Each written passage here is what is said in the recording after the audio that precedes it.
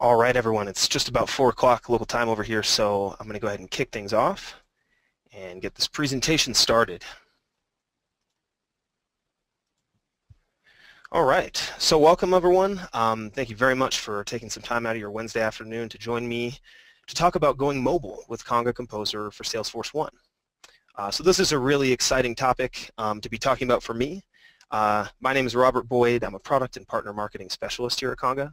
And I've been at Conga for about 4 years now, but for the first 2 or 3 of those years, I was a business analyst, working with customers, solving cases, assisting them with their deployments of our products. But now I help manage our product and partner marketing, and this is one of the most fun parts of the job, is being able to talk about and demonstrate some of the new, more cutting-edge features and enhancements to Conga Composer. So that's what we're going to talk about today. This is my agenda, and it's going to be a brief webinar today because I want most of the focus to be around the use cases for using Conga Composer with Salesforce1 and more about what you can do with it. So I guess before I jump right into the agenda, one really key point to put out there right now is that Conga Composer for Salesforce1 is live and available. So it's available with Conga Composer. Off the Salesforce App Exchange, it's now included. So whether you're on a trial of Composer or whether you're a long-time customer and have worked with it for a number of years, you can get access to this enhancement right now. So that's sort of the context we're working in, but here's what I wanted to spend a few minutes chatting with you about today. We're first going to just talk about Salesforce1 in general as a new mobile landscape for accessing Salesforce from a mobile device, because for those of us who have been around the Salesforce ecosystem for some time, we know that this isn't the first run at creating an awesome mobile solution to access Salesforce. So we'll talk a little bit about Salesforce1 and why it's so impactful. Then I'll introduce Conga Composer for Salesforce1 and talk about how now users can create and distribute documents, presentations, and reports, and take all the power and utility of their existing browser-based Composer solutions and put them right in the hands of mobile users. So we'll talk a little bit about how that enhancement works, and then we'll jump right into some demos. And I'll be showing you guys today a couple different solutions. I'm going to run through 3 different demo solutions on my iPad here to download files to my device. We're going to fire off an email from Salesforce1. And we're also going to look at a particularly interesting e-signature use case where we can capture an in-person e-signature from Composer for Salesforce1. So that'll be fun stuff. I'll show you guys how that works on a mobile device. So Salesforce1, the new mobile landscape. This graphic, this pretty much looked like me after the keynote at Dreamforce 2013. For those of you who might have been there, it was all about Salesforce1. It was all about the new platform and what the Salesforce1 platform could do at large, but my main focus was on the mobile app. Because like I mentioned before, I remember the days of Salesforce Classic, the days of Salesforce Touch, and it was very clear after leaving Dreamforce 2013 that Salesforce1 was a new revolutionary step forward in terms of establishing a standard for mobile access of Salesforce data. I mean, we all know that it's critical. I hope I'm speaking to the right crowd here because we're all interested in mobile solutions for Salesforce, but I think it's just the time couldn't be any better for us as administrators, consultants, and app developers to be able to have this platform at our disposal in this new mobile app. So my mind was officially blown after coming out of that presentation and that keynote. So it got us thinking, you know, how could we leverage this? How could we make our customers even more successful with the document generation and reporting solutions they already have, but need to access in different ways and from a different context? So I think the biggest consideration that we had when we were thinking about Composer for Salesforce1 and mobile in general was the context of a mobile user. You know, without a keyboard, without a mouse, with limited screen space, and usually with time constraints based on where you might be accessing your solution from a device. You might be on a crowded subway, you might be in line for coffee, it could be anything. So that definitely changes the context of a user, and we took that into account when we designed Composer for Salesforce1. So you'll see exactly what it looks like and how it functions in just a second here when I show some demos. But in general, the business challenge was actually pretty clear-cut. We realized that document-centric business processes don't always happen from behind a desk. So what's the best way in which we can leverage Conga Composer and its document generation capabilities from a mobile perspective? For the most part, it involves the user interface and streamlining the amount of choices, selections that the user has to make when they're on a small screen and potentially not behind a desk where you have a lot of time to do things like change settings, configure different aspects of your solution on the fly. A lot of that needs to be much easier and much smoother and faster for a mobile user. So you'll see exactly what I mean in just a second when we run a couple solutions. So some key technical points. This is really the most technical I want to get in this presentation. I want to think mostly about use cases and what you can do with it. But in terms of technical things that you'll need to know to get started with Composer for Salesforce1 is how it exists in Salesforce. It's a connected app. So it comes with Conga Composer, which is the composite application you can get from the Salesforce App Exchange. But inside Salesforce, this exists as a connected app. And that kind of determines how you can assign access to users. So I'll really quickly head over to Salesforce and show you what this looks like behind the scenes in Salesforce setup and how you might be able to assign specific access to either users or profiles. So over here in the browser, I'm just going to jump right into Salesforce setup. And for those of you who have either played around with connected apps or Canvas applications in general, this will look pretty familiar.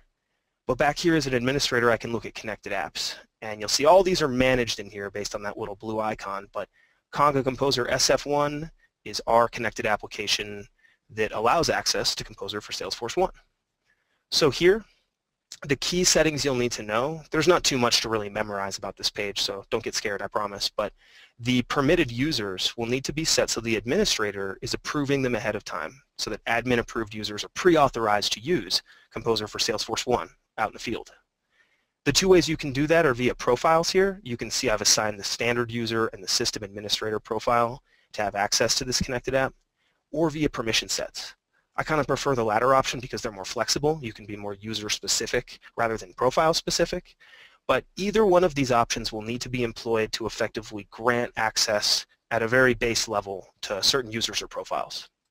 So this is Conga Composer for Salesforce1, the connected app. But I'll jump back in here and we'll go back into the presentation, talk about this second key technical point. And I guess I should pause. All this information that's more technical in nature about the configuration is all available in the Conga Composer for Salesforce1 configuration guide. So I'll make sure to shoot a link out to that knowledge base article in our chat window here, but that's available on congasphere.com if you're curious. So the second point here technically is a refresh token. This is a quick little administrative setting that you'll want to set up as an admin if you want to grant access to other users that may not have certain Salesforce profile or user permissions that system administrators typically do. So what I'm talking about here is one particular system permission that by default only the system administrator profile has. It's to customize the application. So if you don't want to grant your users that level of access in Salesforce, that kind of user permission, then you can set up a refresh token. And that will allow them to use Conga Composer for Salesforce1 without having that, in all honesty, very permissive system permission for Salesforce. So if you're an administrator who wants to grant access to users who don't need to have full administrator capabilities, or a lot of those settings that come with it, then you can just quickly create a refresh token. It makes more sense when I show you, so I'll give you a quick look as to where an administrator would actually set this up. Here within Conga Composer, the managed package, you could configure this. And any Conga Composer administrator will probably be familiar with this screen because this is where a couple other of our settings will be set up. But this little Salesforce token that I'm talking about right here is the setting that will allow non-system administrator users that don't have that particular profile permission I'm talking about, to access Composer for Salesforce1. So very easy to just set that token ahead of time, but something you definitely want to be aware of as an administrator who's setting it up the first time around. So then the core requirements when it comes to converting an existing browser-based Composer solution to be available for mobile users are these three things right here.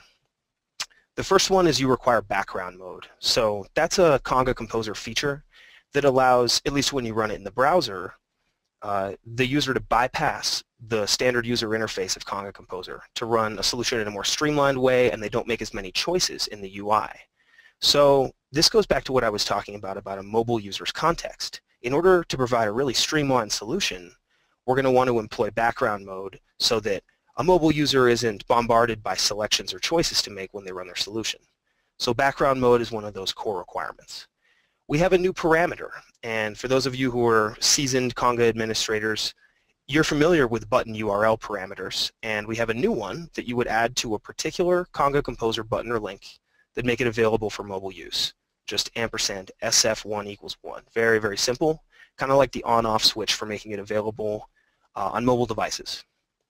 The very last thing is something that you'll actually add to the layout of an object where you want to launch solutions, and that's a publisher action. So for those of you who are Salesforce1 users, you're probably using publisher actions already to do things like post in a chatter feed on a record or create a new task on a record in Salesforce.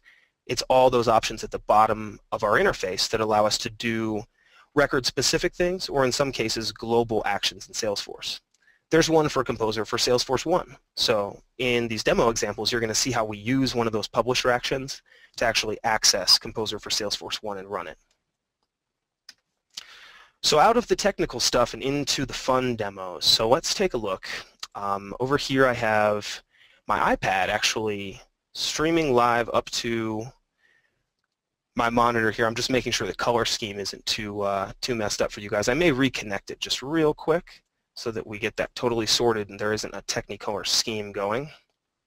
But I'm going to quickly just mirror my iPad to the screen so we can jump into that exact same demo org that we just saw, but from Salesforce1, so that we can see how those work from a true mobile device. Beautiful. So hopefully everyone's seeing that right here. But I'm going to jump into Salesforce1 and show you guys how we can do a couple different things from an opportunity here in Salesforce1. So I'm on an opportunity record, and it's fairly standard. This is the basic Salesforce1 view of my record, and this of course has related products. So if I want to launch a Conga Composer solution to generate a proposal for my opportunity, I can access it via this little action at the very bottom of the screen, this action right here. If I tap that publisher action, it's actually going to launch Conga Composer for Salesforce1. So as the UI loads, the main thing you'll notice here is that it's dramatically simplified based on what we're used to in the browser. And this is getting back to the mobile user's context of simply wanting to run a solution, do the task at hand, not necessarily choose or configure, but just run something on the fly. So this second option I see here in the list to merge a proposal, I'm going to go ahead and tap that right here, and that's actually going to run the solution here in Conga Composer for Salesforce1. So right now what it's doing is grabbing the template that lives in Salesforce, all the data that I want to merge to my proposal, and automatically generating that as a PDF that can be accessed right here on my device. So the default here is we're going to download this proposal as a PDF right here within Salesforce1. And I can scroll through this document and I can take a look at the output to make sure that Composer merged all the data right. But this looks perfect. This is exactly the PDF that I wanted to generate. So now within the Salesforce1 app, I could choose to open this in my mobile browser. And the reason that's helpful is when you're in a mobile browser, Safari in this case, as I'm going to boot up here on my iPad, we'll have the opportunity to open it in a different application than just the browser. So you can see here I have the option to open it up in iBooks, but any other application I had on my local device here that supports PDFs, I could open it up and save it. So Adobe Reader, maybe even DocuSign, maybe a different mobile browser, Google Drive, all kinds of options here. But now at this point, this PDF can be saved locally to my device and I can do different things with it. So that is a really handy use case when it comes to simply generating a file on the fly out there in the field. I like to expand on those kinds of use cases by maybe thinking about automatically storing that document that you might create in the field somewhere in Salesforce so that maybe other team members or other desktop-based users can access it as well. But in general, that core use case of just needing to automatically generate a highly formatted output file, whether it's a document, presentation, or report, can happen in seconds on a mobile device. So the second use case I want to show you guys here is emailing something. And I like to think that this is a very common use case for mobile users because I do it all the time on my mobile device. It doesn't always have attachments involved, but sending emails on the fly is absolutely critical. So being able to do that from Salesforce1 in business context to be able to, in this case, email an invoice to my customer is highly valuable. I might have just been in person talking about a particular deal and we may have shaken hands and really done the deal, but now I can follow up on it in true business form with the actual paperwork. So here I might be able to, in one click, email an invoice to my customer. So if I click that, or really tap that other solution there in the list, we're still running Composer for Salesforce1, just a different solution here, and it's going to automatically generate my PDF invoice in this case, attach it to an outbound email, and automatically send that through. So after this finishes up here, I'm going to go ahead and grab my Gmail inbox in the browser so we can just see what that looked like. Because you can see as the mobile user, it was a very simple, streamlined experience. We simply sent the email out with an invoice, and then we're redirected right back to our record. So up here in the actual inbox, the recipient of the email would get something like this. Fairly standard layout in terms of the different products that we're proposing here or actually invoicing against, some content in the HTML email, and then of course the attached PDF. So this particular template was very similar to the proposal that we saw before, but again a big focus on the opportunity line items that we're invoicing against here and some payment options. So in just a few clicks there, we were able to, on the fly, generate our invoice and email that out. So then the last solution that I want to show you guys here from my Salesforce1 application is something related to e-signature. And I really like the ways in which Composer for Salesforce1 can interact with our different e-signature providers with both DocuSign, EchoSign, and Certify. But there's a couple of features you can employ to do in-person or hosted signing. And I think those are hugely valuable when you're face-to-face with someone and it doesn't make sense to add friction to the transaction by sending an email or waiting to get a signature. You can just simply capture the signature right then and there. I've worked with a couple customers on use cases where it might be delivery truck drivers going out in the field and they need to capture signatures out there wherever they drop off their product. Or it could be people on a trade show floor needing to get contracts signed on the fly for services they're providing in 10 minutes. They can't wait for the email.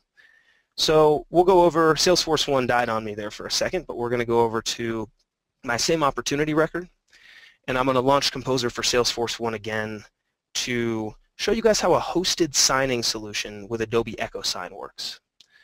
So in this case, I've got a use case, or I've got a solution here queued up for signing a contract in person. And we're going to use EchoSign. DocuSign also does this very well. But I want to show you guys what the experience looks like when you want to generate something and get an electronic signature in person right away. We'll wait for this to load here.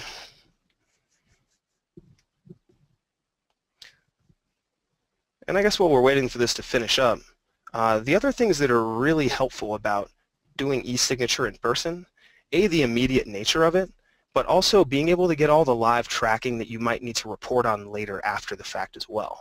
So all of the tracking of how long it took to sign a document, who it was routed to, all the different settings that you may want to review and report on later or have an archive of are still being captured within the electronic signature provider service, whether it's Adobe EchoSign or DocuSign or Certify.